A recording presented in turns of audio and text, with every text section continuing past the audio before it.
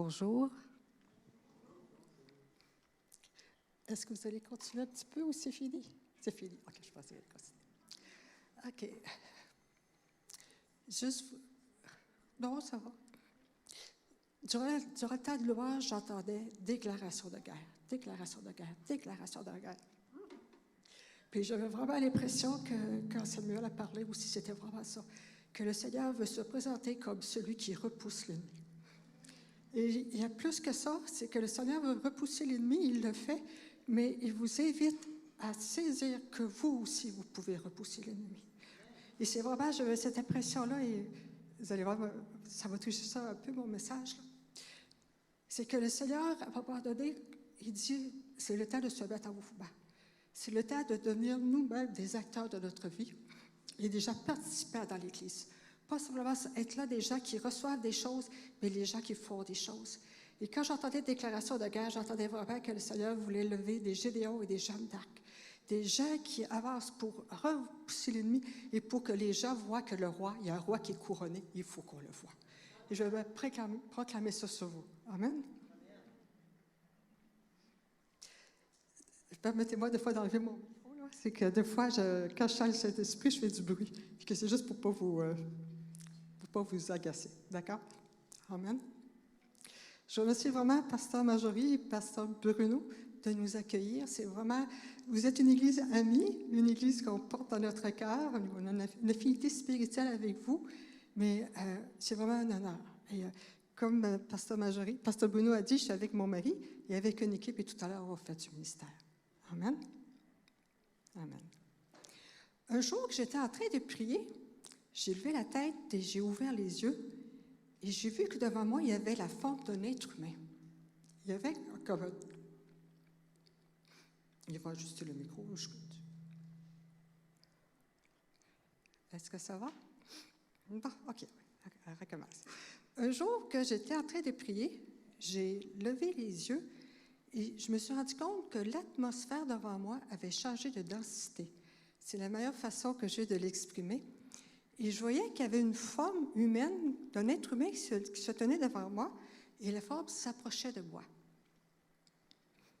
Puis que je regardais ça, et là, j'étais convaincue, et je serais toujours convaincue que c'était le Saint-Esprit.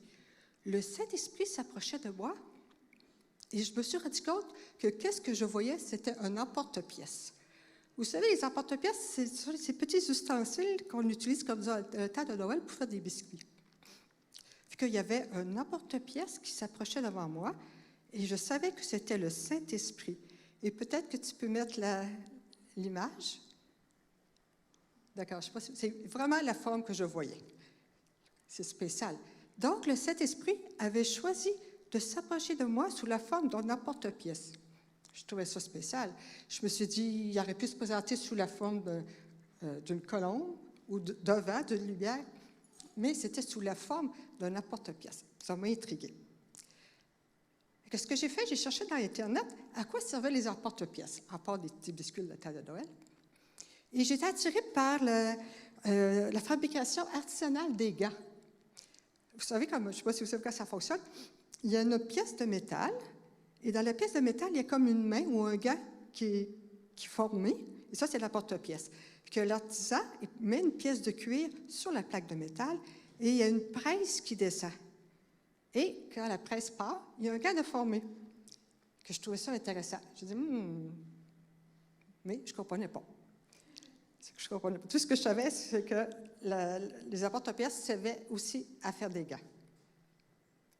Puis, là, le Seigneur a permis que j'écoute un message de Bill Johnson. Bill Johnson commentait Juge 6 à 8, et dans ce passage-là, on voit que les Madianites viennent chaque année voler les récoltes des Israélites.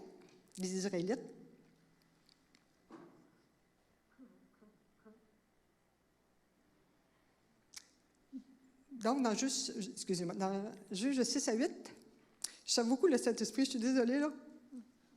Je vais m'en sortir. Attendez un petit peu. Donc, les Médianites viennent voler les récoltes des Israélites. Et puis le récit met en scène Gédéon. Peut-être que vous connaissez l'histoire. Gédéon est un jeune homme sans limite, qui est rempli de limites, qui est rempli de peur. Puis un jour, l'ange de l'Éternel s'approche de lui. L'ange de l'Éternel lui révèle sa destinée. Et cette rencontre-là va changer radicalement Gédéon. Gédéon, qui était un jeune homme sans avenir, qui était un homme faible, tout d'un coup, il devient un vaillant héros. Et il se met à mener les combats de l'Éternel. C'est spécial. Une rencontre avec le Seigneur lui révèle sa destinée. Le Seigneur, dans cette rencontre-là, il est purifié, il est fortifié, il est propulsé. C'est quelque chose, c'est vraiment une belle histoire. Mais, dans tout ce que disait Bill Johnson, c'est le verset Juge 6,34 qui m'a frappé. Tu peux le mettre? Ça dit, l'Esprit de l'Éternel s'empara de Gédéon qui se mit à sonner du corps. Alors, les hommes de la famille d'Abiézer se rassemblèrent pour le suivre. Et ce qui est intéressant, c'est que Bill Johnson va expliquer ici que le mot « s'emparer », ça veut dire, en fin de compte, que Dieu a revêtu Gédéon. Il l'a revêtu comme s'il était un gars. Et ça, vous comprenez? Dieu s'est approché de Gédéon à cause de la rencontre qu'ils ont eue ensemble. Dieu a enfilé Gédéon comme s'il était un gars. Et tout d'un coup, je me suis dit, OK, Seigneur, il y a un lien entre ma vision de l'emporte-pièce et Gédéon, et le gars. Vous comprenez? Et le gars. Puis, en réfléchissant, j'ai continué à comprendre. Ça m'a pris beaucoup de temps à comprendre tout ça. Je me suis dit que souvent, dans le monde chrétien, on veut être des Gédéons. Hein? On veut être des instruments puissants dans la main de l'Éternel. On veut amener le réveil. On veut, je ne sais pas si vous êtes comme moi, mais une des choses que je rêve, c'est simplement en imposant les mains aux gens, qu'ils soient guéris, qu'ils soient délivrés, qu'ils soient baptisés du Saint-Esprit. Et ça va arriver un jour, ça j'en suis sûre. Mais j'aimerais qu'on se pose une question. Est-ce que le Seigneur va utiliser n'importe qui pour l'avancement de son royaume ou pour manifester sa gloire, ou il va choisir simplement des gens qui vont être consacrés, des gens qui vont accepter, des gens qui le craignent pour démontrer sa gloire. Parce qu'il y a un point important entre ma vision et l'expérience de Gédéon. Et c'est ça que j'ai compris que le Seigneur essaie de me montrer avec le Saint-Esprit en forme d'emporte-pièce. Le Saint-Esprit veut se présenter à nous comme un emporte-pièce, nous qui sommes l'argile, on voit ça dans la Bible, et le Seigneur veut venir, le Saint-Esprit veut venir à nous qui sommes l'argile et nous transformer à l'image du Seigneur. Et c'est ça la vision que j'ai eue, c'est ça la vision de l'emporte-pièce. Nous sommes l'argile, le Saint-Esprit se présente à nous pour nous transformer à l'image de Jésus-Christ. Et c'est Luc 6,40 qui est vraiment, je pense, un des versets vraiment principaux pour moi. Tu peux mettre la diapo. Le disciple n'est pas plus grand que son maître, mais tout disciple bien formé sera comme son maître. Et je dirais en pensée, en parole et en action. J'ai intitulé mon exhortation « Vers une transformation glorieuse ». D'accord? On va prier pour ça.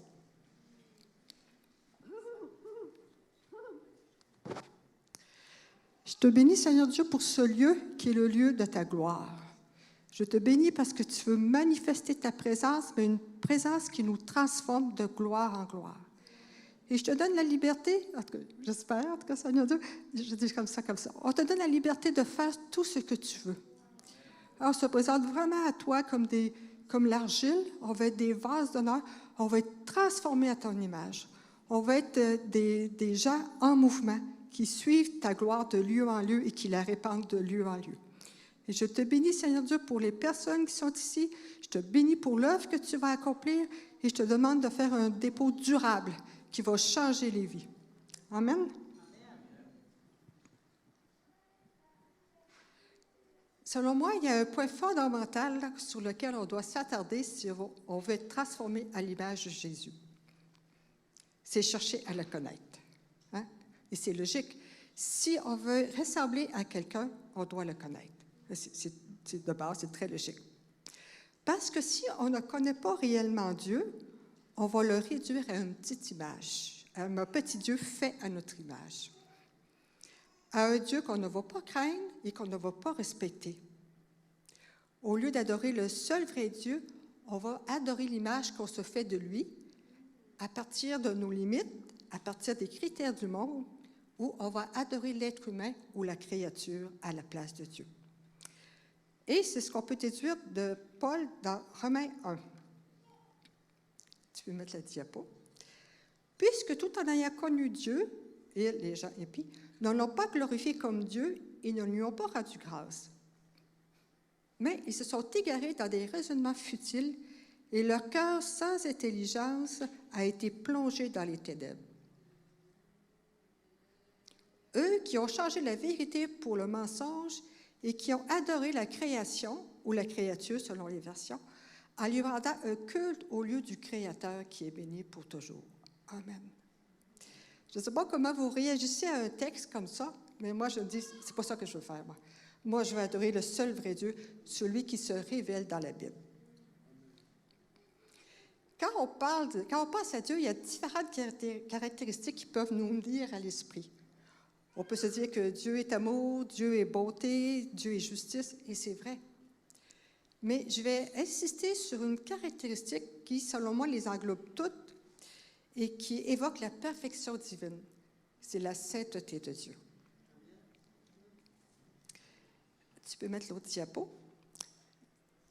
Dieu va dire à Moïse, dans Lévitique, « Parle à toute la communauté des Israélites. Tu leur diras, vous serez saints, car moi, le Seigneur, votre Dieu, je suis saint. » C'est très simple comme verset, c'est clair comme verset. La sainteté de Dieu évoque sa nature divine, sacrée, fascinante, mais effrayante aussi, quand il passe, parce que Dieu est complètement différent de nous. Il est le grand Dieu majestueux qui se révèle à nous, mais qui demeure quand même mystérieux et insondable. C'est l'être absolu dans lequel il n'y a aucune trace de péché, aucune zone grise. C'est le tout autre dont parle Léanne Payne. Je ne sais pas si vous connaissez Léanne Payne, elle a parlé beaucoup, écrit beaucoup sur la présence de Dieu. Donc, si on s'arrête un instant à l'interpellation de Lévitique, on peut se dire que c'est impossible d'être saint comme Dieu est saint. Hein? C'est impossible quand on pense à tout ce que ça représente, la sainteté de Dieu. Mais Jésus-Christ lui-même nous demande de refléter la sainteté de Dieu. Quand il dit dans Matthieu 5, 48, « Soyez donc parfaits comme votre Père céleste est parfait. » Et parfait ici, c'est vraiment la citation de Lévitique, c'est vraiment « Soyez saints comme votre Père céleste est saint. » Les apôtres vont nous exhorter de la même façon dans leurs écrits. Par exemple, Pierre, dans sa première lettre, l'autre diapo, « Comme des enfants obéissants, ne vous conformez pas aux désirs que vous aviez auparavant dans votre ignorance. Mais de même que celui qui vous a appelé est saint, vous aussi devenez saints dans toute votre conduite. » Parce qu'il est écrit, « Vous serez saints, car moi je suis saint. » Amen.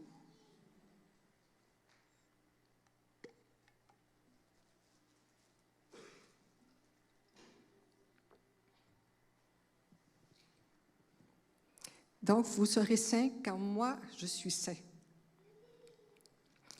Qu'est-ce que ça signifie pour nous, être saints? Ça signifie, par exemple, se mettre à part, être pur, consacré, puis aussi humble, parce qu'on est conscient que si on peut s'approcher de Dieu, c'est uniquement en Jésus-Christ. Être saint, c'est croire ce que dit la parole et lui obéir. C'est être capable de discerner le sacré, ce qui est rattaché à la conscience de la sainteté de Dieu, du profane, ce qui est rattaché à l'absence de la conscience de la sainteté de Dieu. Vous comprenez? Le sacré, c'est la conscience, c'est tout ce qui est rattaché à la conscience de la sainteté de Dieu. Et le profane, c'est ce qui est rattaché à l'absence de la conscience de la sainteté de Dieu. Et c'est ce dernier point de saisir qu'il y a une différence entre le sacré et le profane est quelque chose de très important. Je ne sais pas si vous connaissez l'histoire, mais dans Lévitique 10, on voit que les deux fils d'Aaron se sont présentés à Dieu sans avoir respecté ce que Dieu ordonnait. Ils se sont présentés devant l'autel et avec un feu profane qui ne respectait pas ce que Dieu demandait. Et qu'est-ce qui s'est passé? C'est que devant l'Éternel, il y a un feu qui a jailli, vraiment un feu dévorant, et les deux hommes sont morts, brûlés, consumés, là, devant le peuple. C'est quelque chose. Ils n'ont pas respecté ou honoré la sainteté de Dieu, et un feu est sorti, un feu dévorant.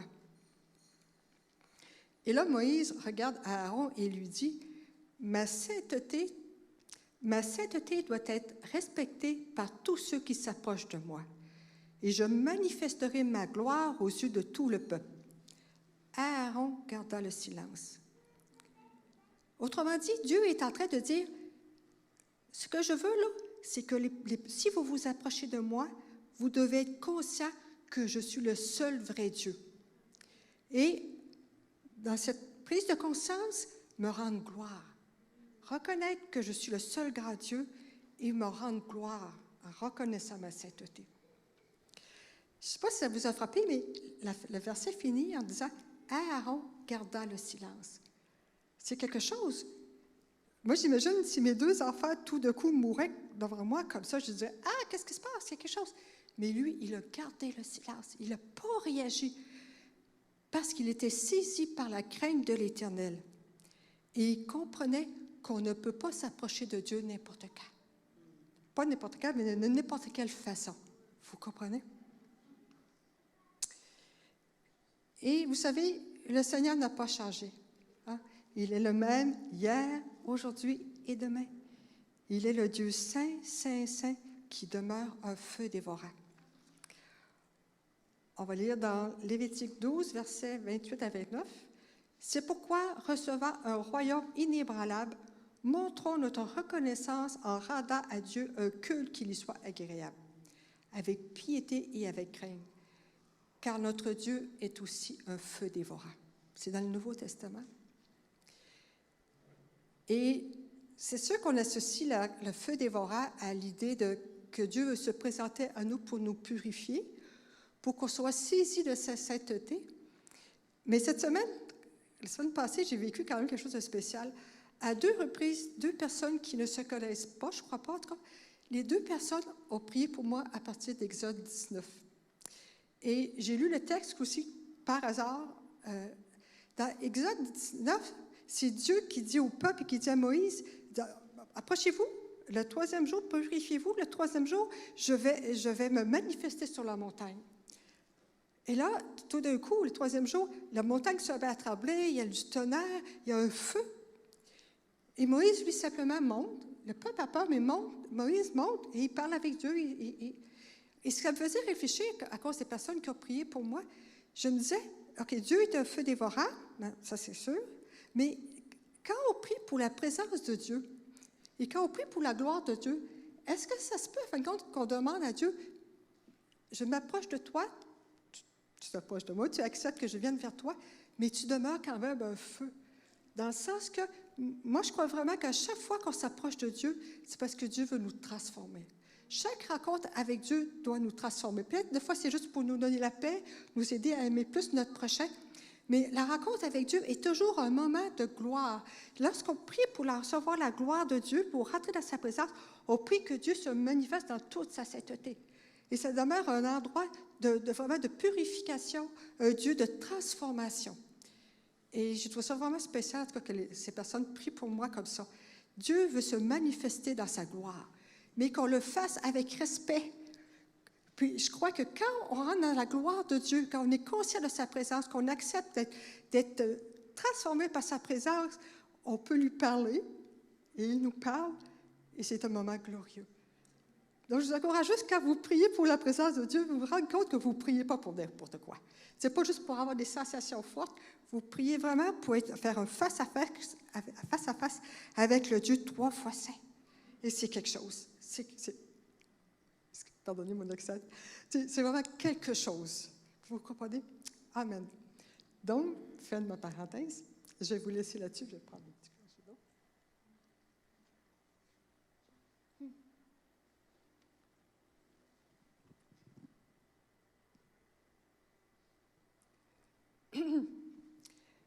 Satan cherche à nous faire croire que puisqu'on est sous la nouvelle alliance, on peut faire des compromis avec Dieu. Hein, Dieu a changé un peu. Dieu il est plus, il est moins conscient de sa sainteté.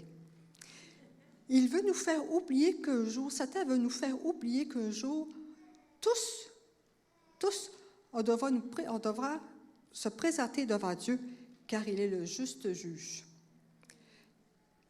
C'est 2 Timothée 4,8. Paul va dire « Dieu demeure le juste juge ». Paul va dire ça. Paul va dire dans Romains 14, l'Écriture le déclare « Moi, le Seigneur vivant, je l'affirme, tous les jours, un jour, tous les humains se mettront à genoux devant moi et tous célébreront la gloire de Dieu. Ainsi, chacun de nous devra rendre compte à Dieu pour soi-même. » Amen. C'est pas que Dieu est méchant, que Dieu est sévère, que Dieu n'a rien compris de la nouvelle alliance. C'est juste que Dieu demeure saint.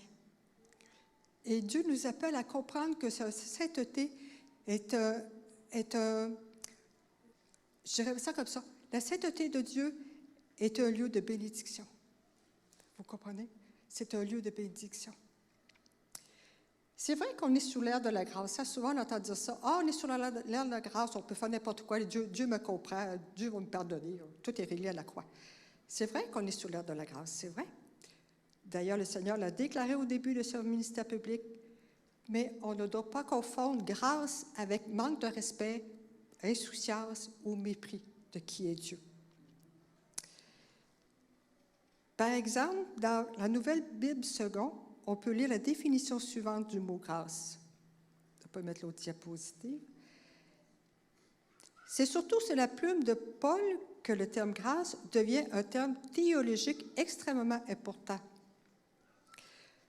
L'accent porte surtout sur le caractère immérité et libre de la grâce révélée en Jésus-Christ, qui s'oppose désormais à la pratique des œuvres de la loi comme mode de relation à Dieu. Je vais vous laisser relire le texte. OK? Ça va? Donc, être sur l'ère de la grâce signifie qu'on a un libre accès au trône de Dieu parce que Jésus-Christ est mort pour nous. Il a accompli toute la loi. Et ce qui fait la différence, c'est que maintenant, la loi est inscrite dans notre cœur, comme le dit Jérémie. La loi est dans notre cœur. Donc, maintenant, notre relation avec Dieu est une affaire de cœur. Plus on s'approche de lui, plus on le connaît, plus on est fasciné par sa sainteté et plus on a le désir de le craindre et de lui ressembler, parce qu'on est émerveillé par qui il est. Vous comprenez? Il y a une différence entre avoir peur de Dieu et le craindre. Avoir peur de Dieu, je dirais ça comme ça nous amène à le fuir et ça prouve dans un sens qu'on ne le connaît pas. D'accord? Si on a peur de Dieu, c'est parce qu'on ne le connaît pas vraiment. C'est qu'on vient vers lui avec des blessures, avec des préjugés, avec des pensées qui sont des blocages. Parce que plus on s'approche de Dieu, c'est vrai que plus on est émerveillé par qui il est, par sa sainteté, par son amour, mais ça nous amène à le respecter et non pas à fuir loin de lui. Ça nous amène à vouloir le coller. C'est ça la crainte de Dieu. C'est ça la crainte de Dieu. Être sur l'ère de la grâce signifie aussi qu'on accepte de recevoir de Dieu la puissance et la persévérance pour lui obéir et être transformé à son image plutôt que de compter sur nos propres forces. Vous comprenez? Dans son amour, dans sa compréhension de qui on est, Dieu nous a dit, OK, Jésus-Christ est mort pour vous. Maintenant, vous savez qui je suis. Vous savez que vous êtes libre de vous approcher de moi, mais je vais vous donner la force, la capacité, la grâce de pouvoir être transformé à mon image. Vous comprenez? Que Dieu a tout pourvu dans sa beauté. Il y a quelques années, j'ai vécu une expérience qui m'a fait comprendre à la fois la sainteté de Dieu et sa grâce. Je vivais une situation qui, selon moi, était très banale et qui peut arriver à tout le monde. Et dans le milieu de la situation, le Seigneur est venu vers moi et me dit « Diane, ta façon de gérer la situation me déplaît. Et à ce moment-là, j'ai eu une conviction de péché sur moi. Là, c'était souffrant. J'étais vraiment dans la détresse. C'était incroyable. Je ne me suis jamais sentie rejetée. Je ne me suis jamais sentie condamnée. Ça, c'était clair. Mais j'étais consciente tout d'un coup que j'étais tellement petite comparée à la grandeur de Dieu. Et j'avais vraiment une conviction de péché. J'insiste, mais c'est parce que c'était vraiment comme ça. C'était vraiment douloureux. Et tout d'un coup, j'ai eu une vision. J'ai vu une maison, une très, très belle maison. C'était juste une petite maison. Je voyais juste le rez-de-chaussée. Il n'y avait aucun meuble. Je voyais juste des fenêtres qui étaient ouvertes sur la forêt. La porte était ouverte. Que je voyais la maison. Puis, je regardais. Puis là, je me suis rendu compte qu'il y avait un balai par terre. Je continuais à regarder, ça bougeait. Il y a une personne qui s'est approchée, la personne a pris le balai, puis elle s'est mise à balayer le plancher. Quand je regardais ça, puis je me suis rendu compte que c'est le Seigneur qui balayait le plancher. Fait que j'ai dit à Dieu, j'ai dit au Seigneur, mais qu'est-ce que tu fais là? Tu es en train de balayer le plancher de la maison. Puis il m'a dit, c'était carrément ça, je fais le ménage dans ton cœur pour y installer mon trône. Et quand j'ai vu ça, j'ai dit, oh là là, c'est quelque chose, hein? Voyez-vous, ça, c'est la sainteté de Dieu. Il me dit, Diane, il dit, ton attitude, là, n'est pas correcte. Ça, puis, il l'a dit juste une fois. Je lui ai dit, oui, Seigneur, il n'y a aucun doute là-dessus. Mais dans sa bonté, il ne m'a pas laissé dans ma détresse, dans sa grâce. Puis il est venu lui-même balayer. Il ne m'a pas dit, Diane, coupe-toi de tes affaires puis balaye le plancher. Il a commencé à me montrer la vision qu'il y avait dans mon cœur. C'était une très belle maison. Puis c'est pas du tout la vision que j'avais moi, là. Puis lui-même, il passait le balai. Et c'était vraiment surréaliste. C'est vraiment, je vous raconte, ça fait plusieurs années. Ça me fait penser à Isaïe 66, 1 à 2. On peut mettre la diapo. C'est la diapo, je pense que le problème de connexion. Isaïe 62.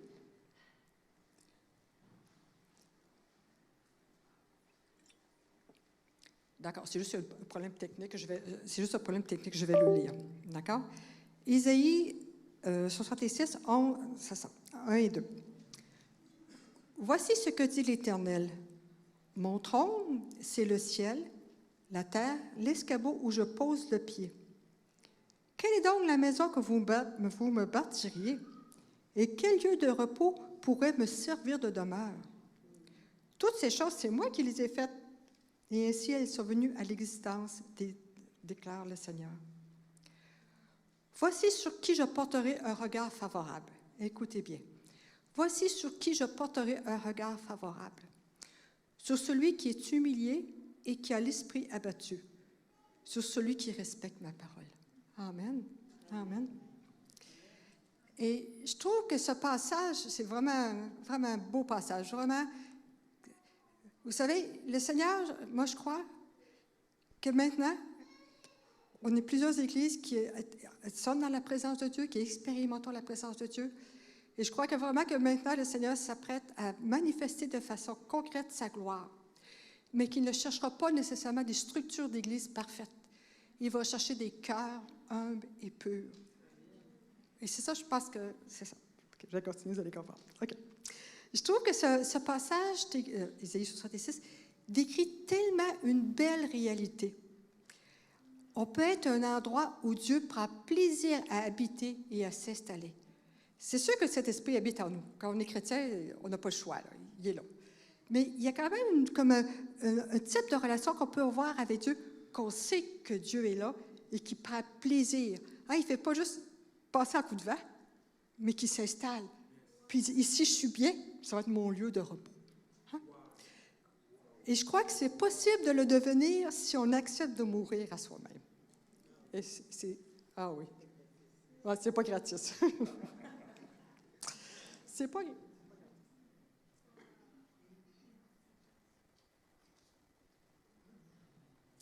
OK. Par exemple, dans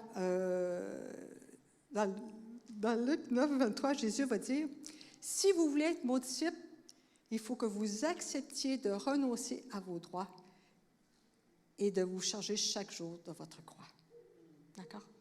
Et là, la croix, vous comprenez, ce n'est pas quelque chose c'est pas des souffrances qu'on porte, là. C'est d'accepter d'être transformé à l'image de Jésus. Dans Jean 15, 12 à 14, Jésus va dire, si vous voulez être mon ami, puis je pense que tout le monde non plus peut être l'ami de Jésus. Hein? On veut être son ami, puis il veut que soit notre ami. Hein? Il dit, si vous voulez être mon ami, vous devez accepter de mourir pour les autres. Paul va dire la même chose à sa façon dans Romains 8. L'Esprit lui-même rend témoignage à notre esprit que nous sommes enfants de Dieu. On est enfants de Dieu. Si on est chrétien, on est enfants de Dieu, c'est automatique. Or, si nous sommes enfants, nous sommes aussi héritiers. Héritiers de Dieu et co-héritiers de Christ. Je ne sais pas si vous connaissez la fête du verset. Si toutefois nous souffrons avec lui, afin d'être glorifiés avec lui. Je trouve que des fois, je ne sais pas si c'est comme ça, mais moi, à un moment donné, je me suis rendu compte que des fois, on aime juste une certaine partie des versets, puis on retient juste une partie. Mais on oublie toujours un petit bout là, qui fait moins notre affaire. Mais c'est frappant, hein? Il y a comme une condition. Puis ça, Paul ne parle pas de notre salut, c'est acquis, mais je pense que c'est pour connaître la gloire de Dieu. C'est pour connaître la gloire de Dieu. La croix n'est pas seulement le lieu de notre salut, mais c'est aussi celui de notre crucifixion, afin d'être rendu semblable à notre Seigneur dans sa mort et dans sa résurrection. Et ce point est important à comprendre, parce que si on veut expérimenter la puissance de la résurrection, on doit commencer par mourir. Vous comprenez? Une résurrection implique forcément qu'il y a eu une mort avant. Hein, ça fait rire, pasteur Marjorie. Mais c'est logique. Hein? C'est très logique. Si on veut expérimenter la puissance de la résurrection, on doit commencer par mourir. Hein? Amen?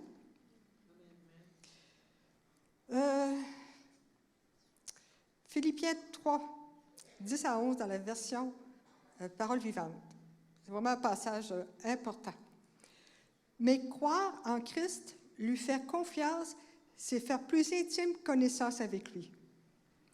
Or, c'est là toute mon ambition, le connaître de mieux en mieux, expérimenter la puissance émanant de sa résurrection et communier à ses souffrances en mourant avec lui. Oui, j'aspire à être continuellement transformé en partageant sa mort, afin de vivre aussi de la vie nouvelle de ceux qui ont été réveillés d'entre les morts. Ah, j'ai revenu. C'est quelque chose, hein? Paul, qui était quand même, hein, l'image qu'on a, c'est quand même un homme qui connaissait Dieu, qui était saint, mais peu importe à l'époque de sa vie, quand vous regardez, il va toujours dire ça. J'aspire à être continuellement transformé à l'image de Jésus en partageant sa mort. C'est cette idée de constamment s'exposer à Dieu, à sa sainteté, et à permettez excusez-moi, d'utiliser l'image, d'accepter d'être toujours de l'argile qui est malléable entre les mains de Dieu pour être transformé de gloire en gloire. Mourir avec le Christ signifie renoncer à nous-mêmes et nous humilier afin de dépendre du Saint-Esprit. Ça, c'est vraiment important pour mener notre vie. Parce que Dieu, dans sa bonté, ne nous a pas laissés à nous-mêmes, mais il nous a donné son Saint-Esprit pour que nous puissions vivre en ressuscité. Et c'est ça ma vision dans la porte-pièce. Vous comprenez? De toujours dire, Seigneur, que ton Saint-Esprit vienne. Et je veux vraiment être transformée. Et des fois, j'ai cette image que je suis dans la porte-pièce, puis je dis, Seigneur, ma tête n'est pas encore au même niveau que ta tête. Étire-moi un petit peu. Non, mais c'est vraiment une vision que j'avais et que j'ai, sincèrement. Parce que c'est ça l'image de la porte-pièce. C'est que le Saint-Esprit veut nous transformer. Puis des fois, c'est juste à Dieu, étire-moi, étire ma tête, étire mes mains, pour que vraiment, que toute la porte-pièce soit remplie de ma présence.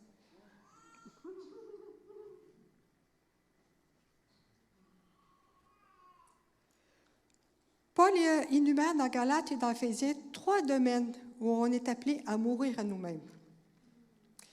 Les relations interpersonnelles. Hein, on est des artisans de paix.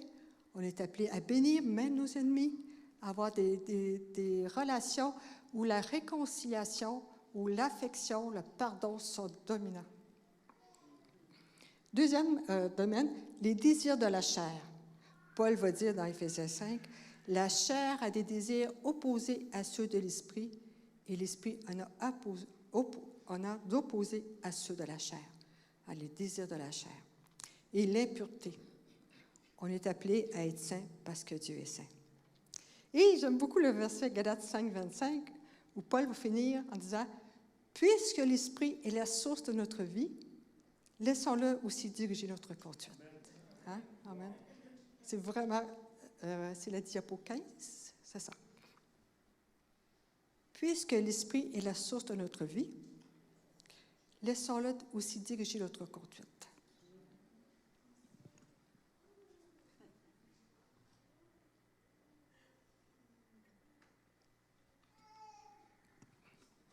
Gardez l'image de l'emporte-pièce. Gardez cette image que cet esprit vient vers nous, nous modèle, je dirais, nous prend en charge, et c'est vraiment son désir, pour qu'on soit transformé de gloire en gloire. En résumé, je dirais que le Seigneur ne recherche pas des hommes ou des femmes rigides, légalistes, enfermés dans des doctrines étroites. Ce que le Seigneur cherche, c'est des gens radicaux qui le connaissent profondément et qui s'identifient à lui dans sa mort et dans sa résurrection. Le Seigneur cherche des gens qui dépendent du Saint-Esprit et qui acceptent d'être transformés à son image en pensée, en parole et en action. On veut penser comme le Seigneur, on veut parler, dire les paroles du Seigneur et on veut aller là où le Seigneur est alors. C'est vraiment ça. Les trois domaines. En fait, le Seigneur cherche des gens qui ont compris que leur sainteté crée un environnement favorable à l'expérimentation de la gloire de Dieu. Vous comprenez?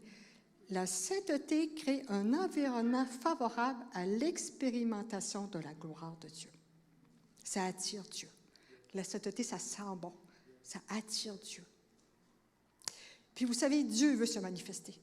Dieu veut se manifester. Ne partez jamais avec l'idée que Dieu était différent, puis Dieu, il aime ça se manifester.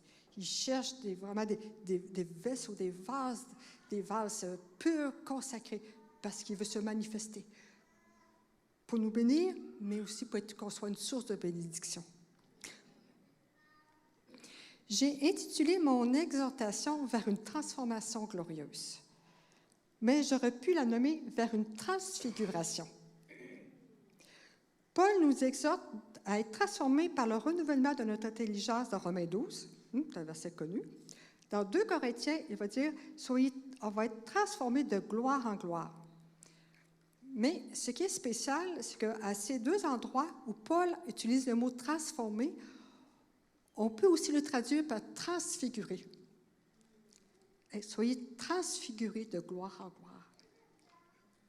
Et d'ailleurs, c'est ce que dit le dictionnaire Strong, mais c'est aussi ce que fait la Nouvelle Bible Second. Elle va employer le mot « transfigurer » à ces deux endroits. Transfigurer signifie métamorphoser, changer radicalement la forme, la nature de quelque chose de façon glorieuse. Et là, je vais parler de Nicodème, mais je crois que je vais terminer avec une parole pour vous, pour l'Église. Et je vous encourage à prêter attention. J'espère que vous étiez attentifs depuis le début, là, mais j'espère.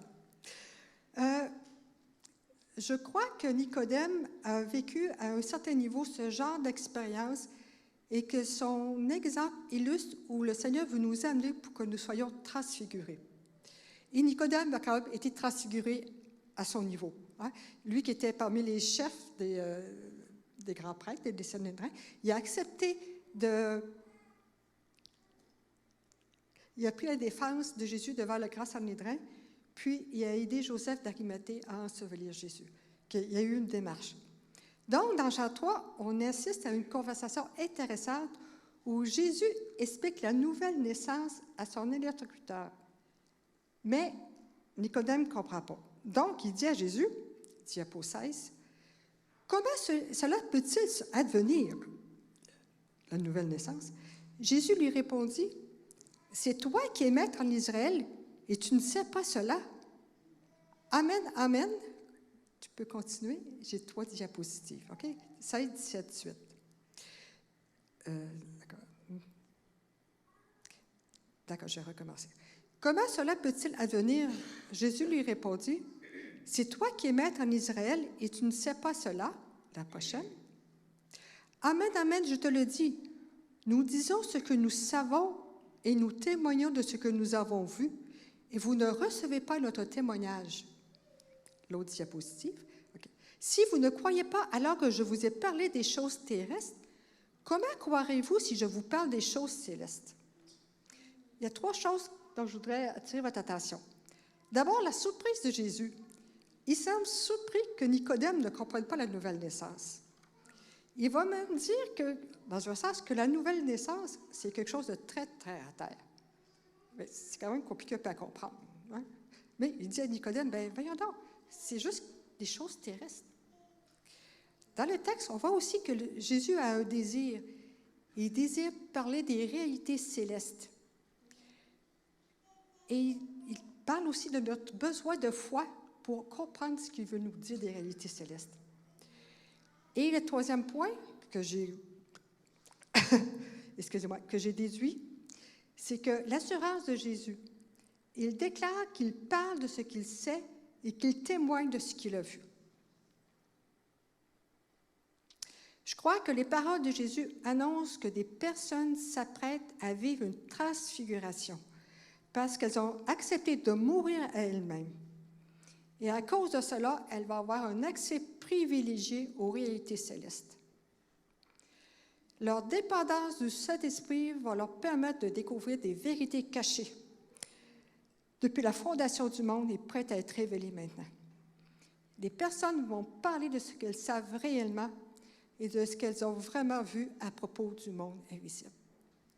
Je crois qu'on n'a rien vu encore. Je crois qu'on rentre vraiment à une époque où on va voir Dieu face à face. Je crois qu'on rentre vraiment à une époque où on va voir des gens qui vont monter au ciel, des gens qui vont avoir accès à des réalités célestes. Et je crois que cette parole est pour vous.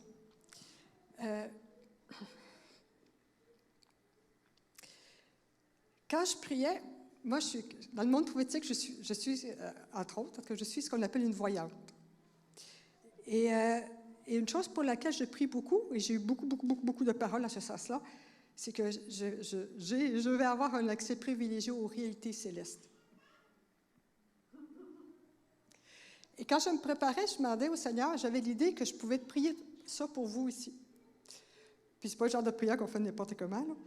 Puis là, j'ai une habitude avec le Seigneur, c'est que quand j'ai besoin d'une confirmation ou qu'il me montre quelque chose, quand il le veut, quand je me couche ce soir, comme là, ce soir-là, je dis, Seigneur, que j'ai besoin d'une confirmation si je peux prier pour les gens du Carrefour pour qu'ils soient des voyants de réalité céleste.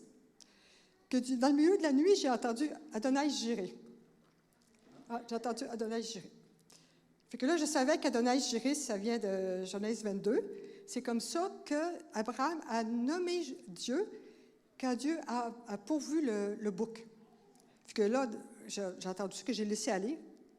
Le lendemain matin, durant mon culte, le Seigneur me rappelle ça, que j'ai décidé d'aller relire dans Genèse 22, 14, quand Abraham dit Adonai Jiré, ce qui veut dire Dieu pourvoit. Mais ce qui m'a frappé, c'est que dans ma Bible, l'étude, c'est écrit « À la montagne du Seigneur, il sera vu ». Je dis « Ah, qu'est-ce que tu veux dire, Seigneur? L'Éternel sera vu. » J'ai cherché dans la Bible juive pour avoir le texte le plus proche possible, et dans la Bible Chouraki, et ils vont dire, ces 2 versions-là, « L'Éternel se voit ». Puis le mot « voir » dans ces 2 versions-là, c'est pas juste voir dans le sens « Ah oui, j'ai vu l'Éternel, il m'a donné un bouc ». Non, c'est des théophanies. Je vois l'Éternel face à face.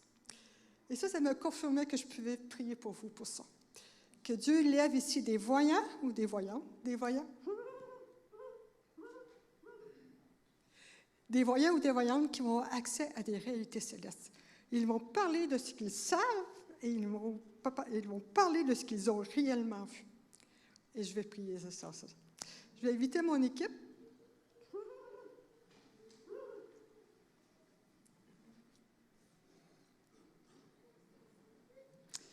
Pasteur Bruno, je crois qu'il y a quelqu'un. Pasteur Marjorie, on va utiliser ton micro aussi. Est-ce que ça va être possible pour les gens de l'équipe? Merci.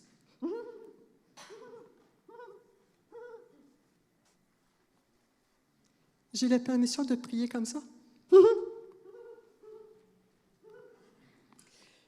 Les gens, juste pour vous rassurer, si je peux dire, les gens qui sont ici, c'est mon mari. Ma source de bénédiction.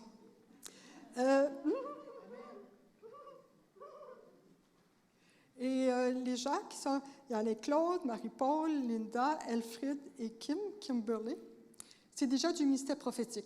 C'est des gens que Pasteur Benoît et moi, le pasteur de notre Église. Il y a aussi Samuel, le mari de Kimberly, mais il ne veut pas s'approcher. Ce sont des gens du ministère prophétique. C'est des gens dont vous pouvez faire confiance. D'accord? C'est toujours le Saint-Esprit qui donne, c'est le Saint-Esprit qui parle. Peut-être que les gens n'auront pas de parole. Ils se sont préparés dans la prière. Ça fait quand même un petit bout de temps qu'ils savent qu'ils viennent ici. Ils se sont préparés dans la prière. Et comme je crois que c'est Pasteur Marjorie ou Pasteur Bruno, on est libre. Si Dieu donne des paroles, on donne des paroles. S'il n'en donne pas, il n'en donne pas. D'accord? Il n'y a aucune pression en partant. Vous acceptez avec ça? Fait que, peut-être je vais demander à Michel d'ouvrir le temps de prière, après ça je vais prier. Vas-y, mon mari. Juste avant de prier, peut-être, à la fin du message de Diane, j'ai vu comme 3 choses se superposer. J'ai vu Moïse sur la montagne, entouré de feu. C'était une discussion qu'on avait hier, Diane et moi. Et Moïse est entouré de feu, mais il est bien, là, il n'est pas brûlé. J'ai vu l'emporte-pièce qui était du feu. La partie métallique de l'emporte-pièce, c'était du feu. Et j'ai pensé au verset, la 3e chose, dans Zacharie 2:9, « Je serai sa gloire au milieu d'elle, Jérusalem, et une muraille de feu tout autour. » C'est 3 fois la même vision, mais ce que ça me dit, c'est que si on accepte de laisser Dieu se déposer sur nous, déposer son emporte-pièce, sa muraille de feu, il va en fin du compte nous émonder. Il va laisser tout ce qui est de la chair de côté, brûler la paille et garder à l'intérieur ce qu'il veut, qui est pur, qui est saint, là où il veut résider et que sa gloire demeure. Et je vais faire ma prière à partir de ça. Alors Seigneur, merci pour ce message, merci pour les visions, merci pour ta parole. On sait qu'on a besoin de ta grâce pour dire oui. Et Seigneur, je te prie que tu nous attires à toi, que tu nous attires dans cette sainteté, que tu nous aides à dire oui tous les jours pour prendre notre croix et laisser ton feu travailler dans nos vies pour nous purifier. Et je te prie maintenant qu'on s'approche de toi et qu'on s'engage, tous ceux qui veulent se mettre d'accord, s'aligner avec ta parole, pour que ton feu vienne nous purifier, mais que ta gloire demeure, que nous puissions être là au milieu du feu et bien dans ta présence, purifiés dans ta gloire, dans ta présence. Et je te prie pour ce temps maintenant qu'on a de prière, d'écoute, pour annoncer ta parole, relâcher des paroles. Je te prie que tu agisses par ton esprit et que les gens soient capables de recevoir ces paroles avec foi, sans hésitation, pour qu'il y ait des guérisons, qu'il y ait des transformations. Au nom de Jésus. Amen. Alors moi, j'ai des paroles de connaissance pour la guérison physique, mais peut-être que je le ferai en dernier. Amen. Juste rester dans la prière. Je veux déclarer la parole à Adonai Jireh sur vous.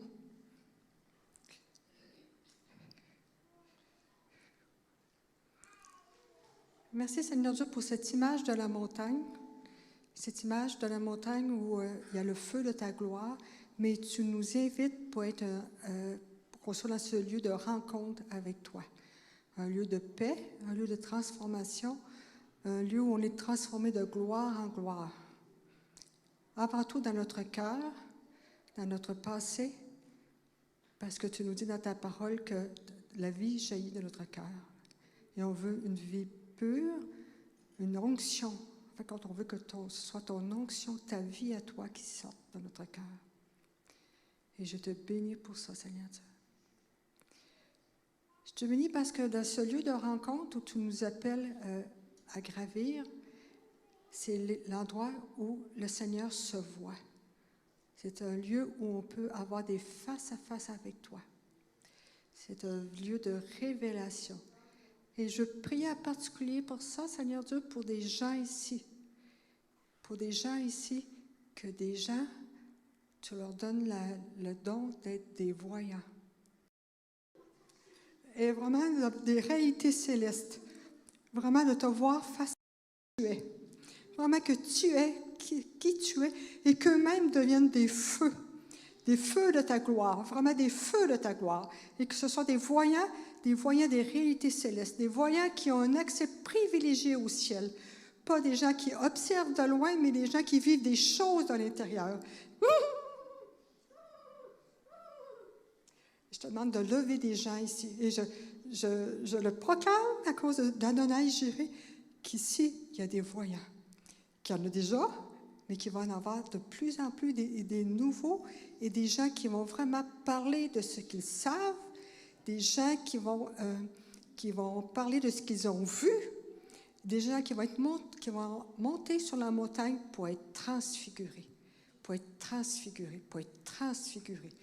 Des gens, des flammes, vraiment cette image-là, des flammes qui propagent la gloire de Dieu.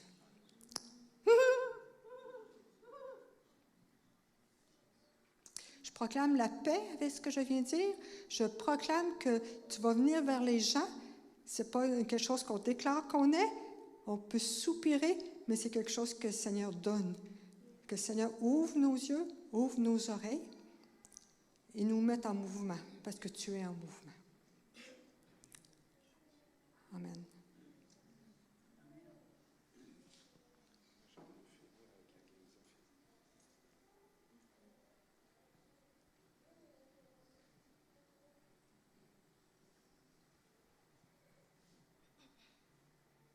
Donc pour moi, c'était quand on était à la salle de prière. Pendant qu'on priait, j'avais vu une main comme un parapluie et puis ça déversait des bonbons, les bonbons avec des tiges. C'était comme ça donné à chacun. Et puis pendant le temps de louange, j'ai vu c'est comme si deux mains étaient ouvertes et puis beaucoup de bonbons sont tombés encore dans la salle. Et tout à l'heure, quand j'étais devant, c'est comme si on a ouvert des vannes et il y avait plein. J'avais le mot diversité. Diversité de dons, diversité dans la manifestation de l'esprit. Et c'était 1 Corinthiens 12, de 4 à 11, mais particulièrement le 11 qui dit « Un seul et même esprit opère toutes ces choses, les distribuant à chacun comme il veut. » Donc le Seigneur se déverse encore davantage au milieu de vous. Il donne des dons. Peut-être quelqu'un pourra penser que ce qu'il a, c'est pas spectaculaire ou quoi que ce soit, mais c'est une diversité de dons. La façon dont il va opérer avec toi, c'est différent de la façon dont il va opérer avec quelqu'un d'autre. Et ce que j'ai vu pour les vannes qui se sont ouvertes, et c'était comme des ballons, je sais pas. Souvent, il y a des aires de jeu pour enfants où il y a plusieurs ballons, et puis lorsqu'on plonge à l'intérieur, on peut se perdre dedans parce qu'il y a plusieurs ballons de différentes couleurs. Et ça m'a rappelé la vision d'Ézéchiel dans Ézéchiel 47, où il y avait le torrent qui coulait abondamment et c'était en sorte qu'on ne pouvait nager, on ne pouvait plus nager, je crois. Donc, le Seigneur se déverse encore davantage dans cette église. Il y aura vraiment une manifestation encore plus puissante de l'Esprit que ce qui est fait jusqu'à présent. Prie pour ça. Okay. Je vais prier pour ça. Seigneur, merci parce que tu es bon et tu manifestes ta bonté et ta générosité en donnant librement et abondamment. Merci pour cette église que tu bénis encore, Seigneur. Merci pour les vannes qui sont ouvertes. Merci pour la vie de l'Esprit qui coule maintenant dans les cœurs, qui coule maintenant en ce lieu. Oui, merci parce qu'à chaque fois que l'on va entrer ici, on va entrer comme dans un torrent de l'Esprit, un torrent de vie où on est transporté dans les profondeurs de ta présence, où on te rencontre et où on voit ton cœur et où on peut bénir, édifier, apporter la vie à ceux qui ont besoin d'avoir la vie, apporter la restauration à ceux qui en ont besoin. Oui, merci pour l'onction qui descend. Merci parce que tu oins plusieurs ici pour apporter la délivrance. Merci pour l'onction pour apporter la restauration. Merci parce que les captifs sont libérés. Merci, ô Dieu, parce que je vois comme il y a des mains vraiment qui sont remplies comme des mains d'huile, remplies d'huile. Et c'est pour bénir, c'est pour bénir, c'est pour bénir. N'hésite pas à imposer les mains. N'hésite pas à imposer les mains lorsqu'il y a une situation qui se présente, parce qu'il ne s'agit pas de toi, c'est le Seigneur qui va se manifester au travers de toi. Et il te oint maintenant, il te oint pour agir, il te oint pour délivrer, il te oint pour sauver, il te oint pour guérir, il te oint pour apporter la bonne nouvelle. Oui, pour publier une année de grâce et de salut de notre Dieu. Amen.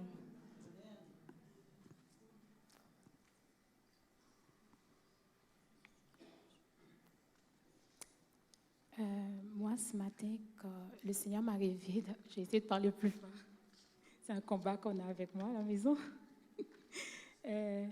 Moi, ce matin, le Seigneur m'a réveillée vers 3h45 et je me suis mis à prier pour vous. Puis, je me suis rendormie. Puis, 2 fois, j'ai entendu 2 choses différentes que le Seigneur m'a... Je me suis vraiment réveillée, c'était vraiment fort dans mon esprit. La première chose, c'était « There is a change to come ». Il y a un changement à venir. Et puis, comment l'explication qui me venait, c'est vraiment comme c'est fou quand même, parce que je ne connaissais pas la prédication de Diane, mais c'est nouvelle dimension d'intimité. Et moi, je connais un peu Pasteur Marjorie. J'ai dit, Seigneur, ben là, Pasteur Marjorie, puis son église, c'est sûr qu'ils sont comme dans un niveau d'intimité extrême avec toi et tout. Mais je ne voulais pas désobéir et tout, parce que j'ai vu la prédication de Diane et je me suis dit, OK, il faut que je le dise. C'est comme une nouvelle dimension d'intimité avec le Seigneur, mais comme plus haut, en fait. Et l'autre que j'ai reçu, je pensais que c'était pour moi, mais durant le temps de louange, c'est revenu encore fort sur mon cœur. C'était comme the spirit of fear. C'est quelque chose que en tout cas, c'est quelque chose, c'est un combat dans le fond, puis je pensais vraiment que c'était comme par rapport à moi qu'il fallait que je prie là-dessus. Mais je sais pas s'il y a quelqu'un parmi vous qui combattez la peur, mais comme une peur intense, the spirit of fear, la peur dans le fond. Donc, c'est bizarre à dire, mais si c'est vous, je vais vous demander de vous lever, puis je vais prier pour vous.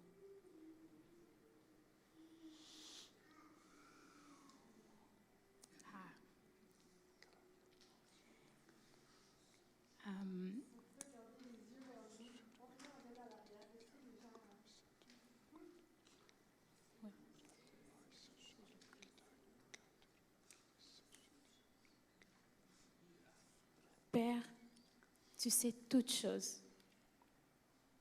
Bien avant, Seigneur, qu'on arrive ici, tu avais déjà tout prévu. Et tu avais déjà tout fait, Seigneur. Tout est fait en toi.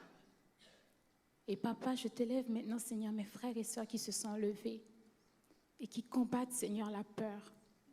Et Seigneur, tu n'as pas dit la peur, tu as dit l'esprit de peur. Et Père, maintenant, au nom de Jésus-Christ, par la puissance de ton Saint-Esprit, je déclare la délivrance. Je déclare maintenant, Seigneur, que l'esprit de peur n'a plus d'emprise sur tes enfants. Au nom de Jésus, maintenant, esprit de peur, tu quittes. Au nom de Jésus, maintenant, esprit de peur, tu quittes.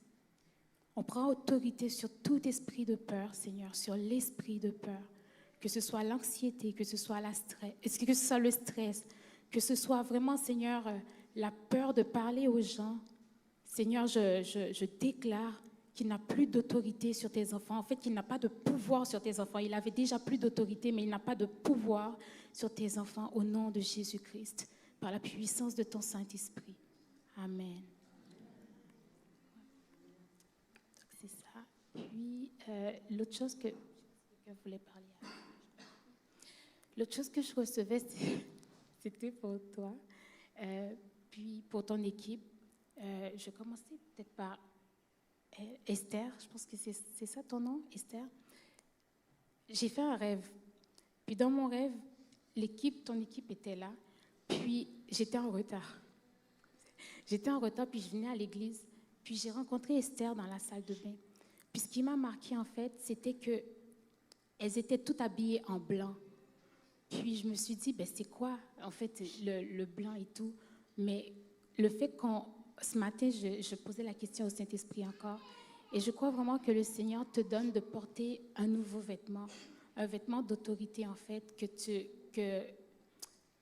en tout cas, que tu ne comprendrais pas, mais que vraiment, il te donne vraiment de porter un nouveau vêtement, un vêtement blanc, en fait, que quand tu rentres dans la présence de Dieu, tu as déjà été lavé, purifié pour pouvoir recevoir qu'est-ce qui a été reçu. Fait que si l'ennemi te ment sur ton identité, puis sur le fait que tu n'as pas l'autorité pour, ben en fait, c'est un mensonge, parce que déjà, l'ennemi ment, puis parce que tu as déjà l'autorité. Le Seigneur t'a vêtu, en fait.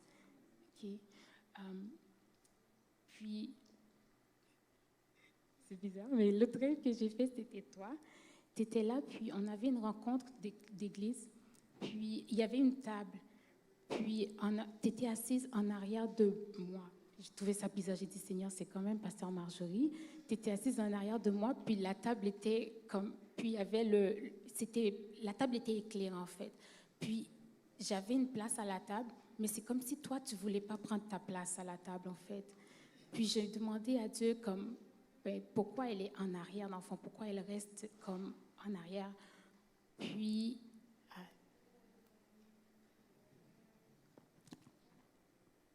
tantôt, ce que j'ai compris, en fait, c'est que, puis aussi, tantôt, durant la louange, j'ai vu que tu portais une ceinture en or, dans le fond. Puis c'est ça que j'ai vu, c'est comme si toi aussi, tu avais une robe blanche, mais toi, tu avais l'ingrédient de la ceinture en or, dans le fond. Puis c'est comme si, en fait, je ne sais pas, tu me diras si j'ai tout, mais c'est comme si, en fait, tu as peur, en fait, de rentrer complètement dans là où le Seigneur t'appelle. Puis c'est comme si le Seigneur me disait de te dire que tu as ta place à la table, que tu n'as pas à rester en arrière. Tu as ta place à la table parce que la table était éclairée. Donc, tu as ta place à la table où vraiment les choses, le conseil, dans le fond, où les choses se disent dans le fond, où les décisions sont prises. Donc, c'était ça que j'avais reçu. Amen. Amen. Bonjour, je suis Marie-Paul. Le jeudi, après le travail, c'était le jeudi 20, et je disais au Seigneur, Papa, c'est bientôt le temps, et qu'est-ce que tu mets à cœur pour accompagner le pasteur à l'Assemblée, en fait, à la famille de Carrefour des Nations. Et je ne recevais vraiment rien. Mais dès que j'ai terminé ma journée de travail, il y a un chant qui est monté à mon esprit et je vais déclarer ce chant sur l'église. En fait, le chant dit « Je veux que ma vie soit remplie du Saint-Esprit.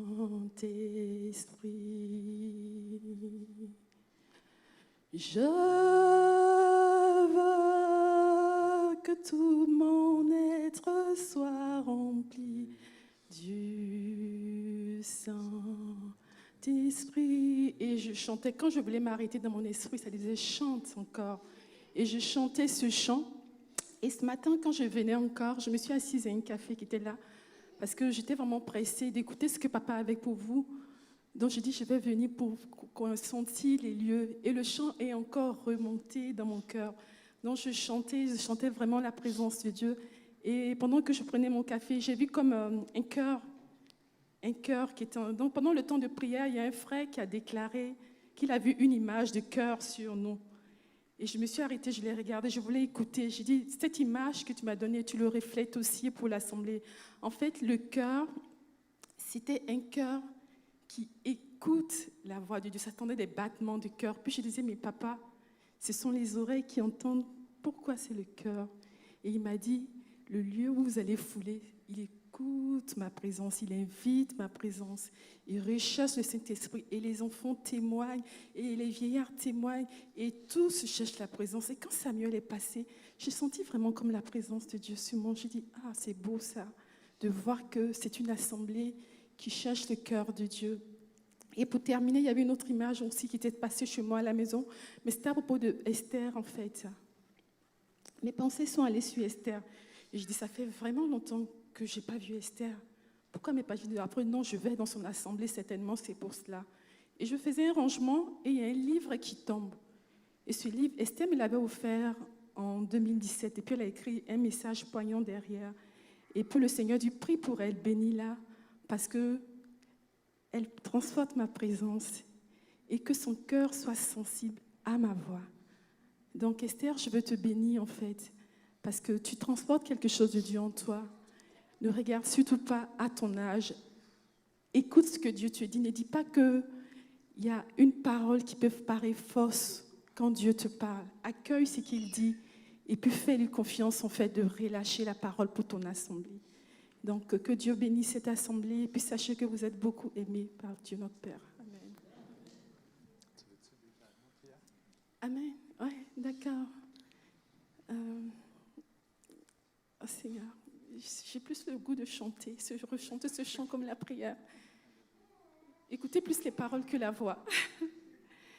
Je veux que ma vie soit remplie du Saint-Esprit.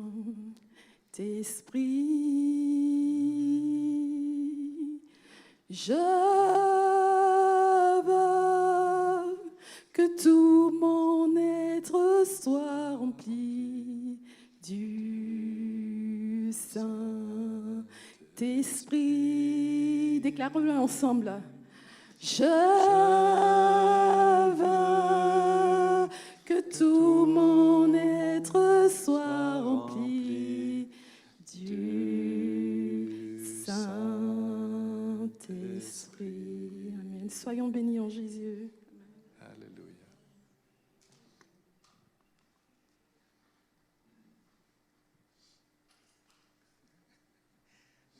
Bonjour tout le monde. Je suis content d'être ici. Je revois des visages que je connais. Et je suis vraiment content de vous voir. Ça fait tellement plaisir de vous voir. Ça m'émeut de vous voir parce que c'est ça, il y a quelques années j'étais ici. En tout cas, soyez bénis.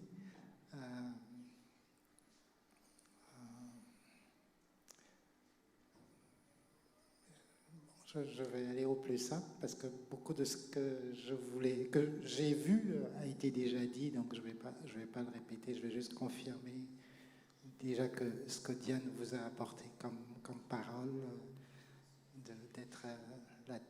d'être l'argile, au fond, c'est quelque chose que j'ai vu manifester pendant qu'on priait tout à l'heure. D'être aussi prêt à être façonné. Ensuite, ce que Pasteur Michel a apporté, d'être la montagne avec le feu, aussi quelque chose que j'avais vu tout à l'heure. Donc, je veux confirmer ces paroles-là. Mais ce que j'ai trouvé particulier, c'est que j'ai vu qu'il y avait comme une échelle de Jacob ici. Et au fond, pour moi, ça confirmait le message que Diane a apporté, la prière que Diane a apportée tantôt, qu'il y aurait des gens qui verraient les réalités célestes. Donc, qui pourraient prendre l'échelle de Jacob pour aller voir les réalités célestes. Et ça, c'est ce que j'ai trouvé de particulier. Au fond, que Dieu ouvre le ciel pour vous et qu'il vous donne une échelle pour aller voir les réalités célestes. Donc, c'est ça. Tu veux prier? Seigneur, je te dis merci pour ta grande bonté, parce que tu es bon et tu es vraiment, vraiment bon, on peut le dire. Tu es un Dieu exceptionnel et c'est bien pour ça que nous pouvons compter sur toi, Seigneur, nous appuyer sur toi et te faire confiance, parce que, Seigneur, rien ne t'y oblige, mais tu nous aimes tellement que tu es toujours favorable à te révéler et à nous laisser approcher de toi. Merci, Seigneur, de te laisser approcher par cette assemblée. Et merci d'avoir ouvert les cieux pour eux. Et merci de les accueillir, Seigneur, dans ta présence pour pleinement te révéler. Saint-Esprit, tu es celui qui prend ce qui est à Jésus pour nous le révéler. Et merci d'agir ici et de concrétiser toute cette révélation en apportant des choses célestes sur la terre, Seigneur, que sur la terre il y ait ce qui est au ciel. Je bénis et je te rends gloire. Amen.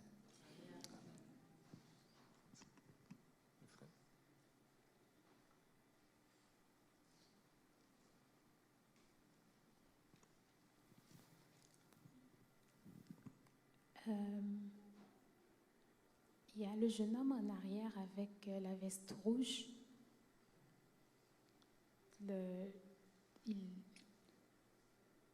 Avec la tuque noire. Est-ce que tu peux te lever, s'il te plaît? C'est quoi ton nom? Michael. Alors que j'ai fermé les yeux puis je priais, Michael, j'ai vu quelqu'un avec un chandail rouge, mais comme vous avez vu, il y a plusieurs avec chandail rouge. Mais t'étais comme au milieu, puis la personne, c'était toi. Est-ce que tu fais de la musique? Non? Est-ce que tu aimes la musique? Beaucoup? Ok, Seigneur, qu'est-ce que tu fais? Je vais prier pour toi. Ça va bien. Seigneur, merci pour la vie de Michael. Merci parce que, Seigneur, tu le vois, tu le connais. Seigneur, tu pénètres toutes ses voies, Seigneur. Merci, Seigneur, parce que tu sais quand il s'assoit, quand il se lève, quand il se couche, Seigneur, et quand il marche. Merci, Seigneur, parce que tu l'as créé à ton image. Merci, Seigneur, parce qu'il n'y a pas de barrière pour toi, Seigneur, Papa. Il n'y a pas de mur que tu ne peux pas, Seigneur, briser. Il n'y a pas de montagne, Seigneur, trop élevée, Seigneur, Papa. Alors, merci pour Michael. Merci pour sa vie. Merci parce que tu l'aimes. Merci, Seigneur, parce que tu as déposé, Seigneur, vraiment des talents dans son cœur, dans sa vie. Et Seigneur, merci parce que tu l'as pointé, Seigneur, et je sais que tu n'es un Dieu qui ne se trompe jamais. Tu es un Dieu qui ne se trompe jamais, jamais. Et Seigneur, je te demande maintenant, Seigneur, de le toucher, Seigneur. Ce que je reçois dans mon cœur, c'est que le Seigneur me dit qu'il t'aime beaucoup, puis tu as un amour pour la musique. Je ne sais pas pourquoi il y a vraiment la musique qui revient, mais on dirait qu'il a mis vraiment quelque chose en particulier, genre en toi, par rapport à la musique. Et aussi qu'il t'aime beaucoup, en fait. Puis, comme dans ma prière, j'ai prié, il n'y a rien qui est impossible à Dieu. Puis, je ne sais pas si tu vis en ce moment des difficultés par rapport à ton image, par rapport à qui tu es, par rapport à ton identité. Mais il faut que tu saches que tu es celui qui donne l'identité, en fait. Et par Jésus-Christ, tu peux connaître le Père, puis le Père va vraiment renouveler ton identité. Et vraiment, ne laisse pas qu'est-ce que les gens disent comme à propos de toi, terner en fait la créature de Dieu que tu es. Puis c'est vraiment le psaume 139 que j'ai commencé à prier sur toi. Puis je ne sais pas si tu connais, mais un jour je sais que quelqu'un avait déclaré le psaume 139 sur moi. Et ça, il m'a dit de méditer le psaume. Et vraiment, je t'encourage à méditer le psaume 139 et vraiment de ne pas vivre de pas te cacher, en fait, Michael, de pas te cacher. J'ai comme l'impression que en fait, tu te caches, puis c'est vraiment comme ce que le Seigneur en tout cas, ce que je sens qu'il faut que je te dise, c'est de ne pas te cacher. Ton identité, en fait, se trouve en Dieu, par Jésus-Christ. Okay. Puis c'est normal que à l'école ou quoi que ce soit, que les gens autour de toi ne te comprennent pas vraiment, mais tu es un instrument entre les mains de Dieu. Puis reste vraiment comme auprès de Dieu. C'est ça que j'avais pour toi. Alors, je vais enchaîner avec quelques paroles de connaissance pour la guérison physique. Je vois que le temps passe, donc je vais être assez rapide. Je vais faire d'abord, je vais vous expliquer brièvement.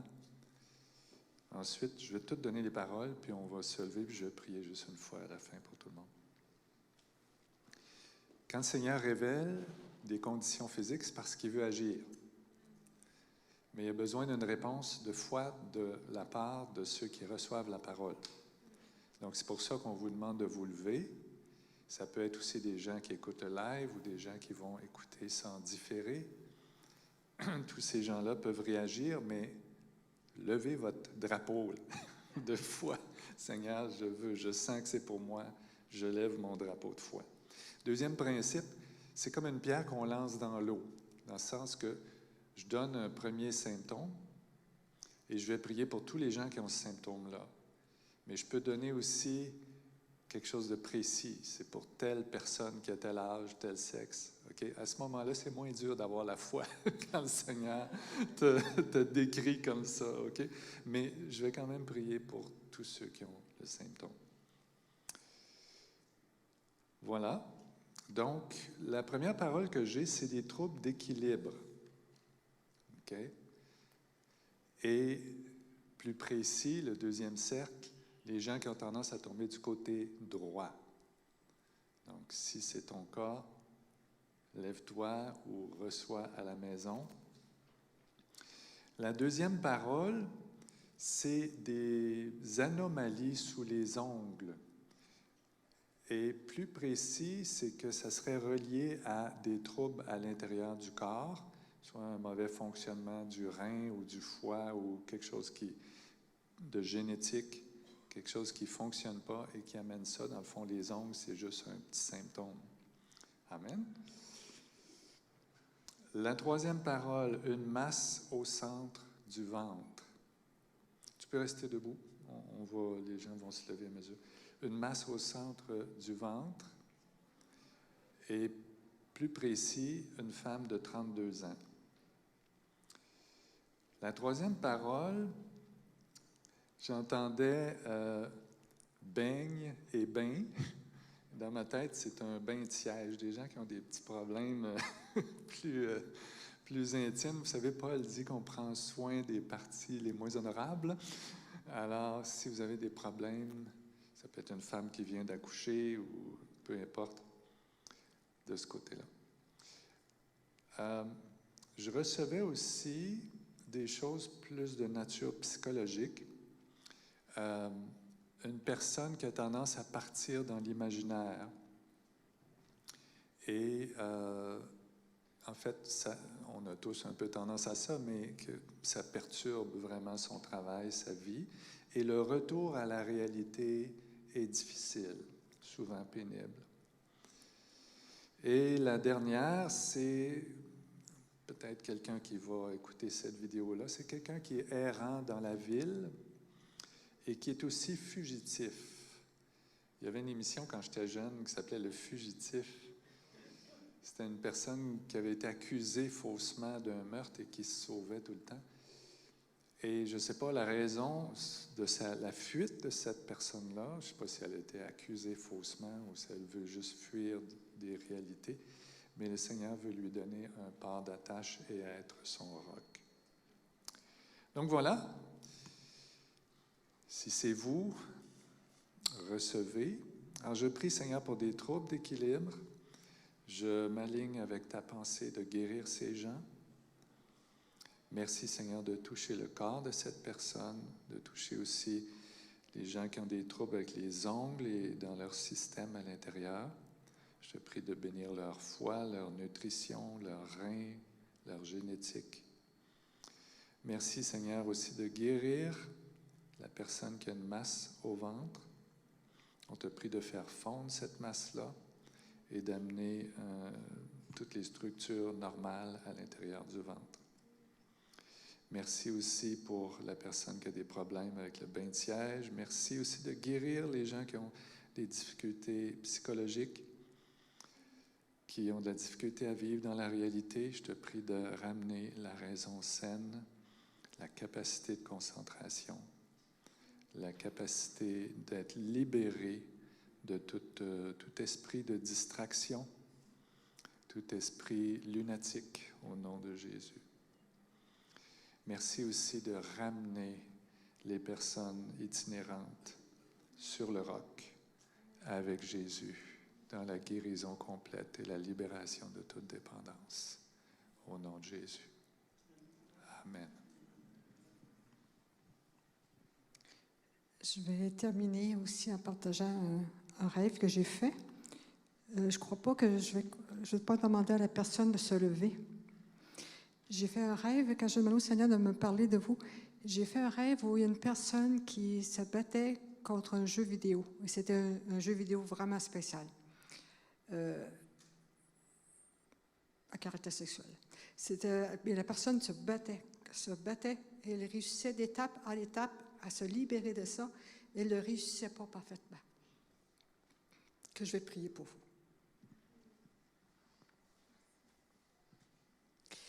Merci Seigneur Dieu que tu es le Dieu qui délivre. Tu es le Dieu qui délivre, tu es le Dieu qui délivre. Merci pour cette personne que j'ai vue qui combattait et qui avait vraiment le désir d'être libérée. En ton nom, je défais chacune des chaînes qui relient cette personne à son jeu. Je déclare la capacité de la personne de se tourner vers toi et de recevoir la délivrance de ta part. Je déclare la paix sur cette personne.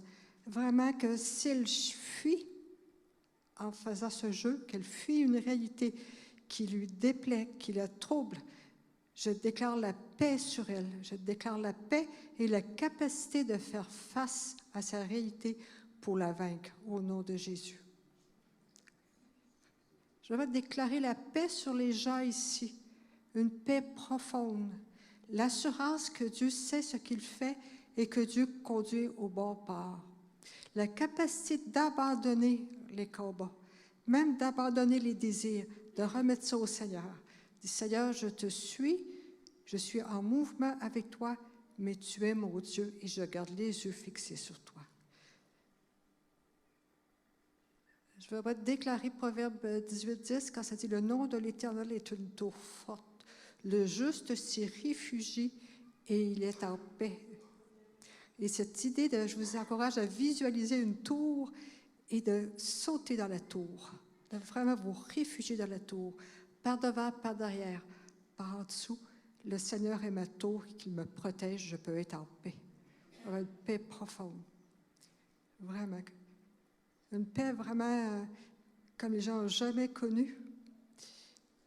Seigneur Dieu, s'il y a une paix, si cette paix est volée par les péchés des ancêtres, une absence de paix dans les ancêtres, ce qui fait qu'on a un héritage spirituel négatif par rapport à l'agitation, par rapport à l'inquiétude, par rapport à l'anxiété. Je viens, Seigneur Dieu, dresser un mur de sang, de ton sang, entre ces personnes et les liens ancestraux. Et je déclare que maintenant, on est libre de vivre notre vie sous ton regard favorable, au nom de Jésus. Il y a vraiment un enjeu important de saisir la paix, de saisir que par la puissance du sang de Jésus, on peut vivre sa vie maintenant. Sa vie maintenant. Au nom de Jésus. Je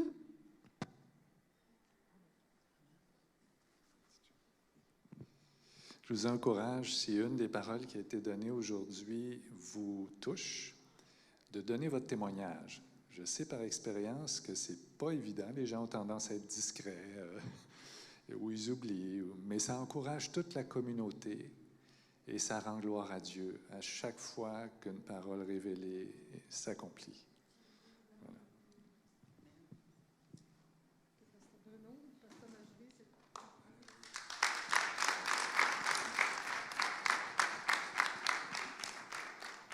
Alléluia. Je tiens à te remercier, Diane, ainsi que toute ton équipe, surtout ton époux. nous avons été au bénéfice du ministère que Dieu vous a confié. Et il y a cette dimension corporative pour l'Église. Et alors que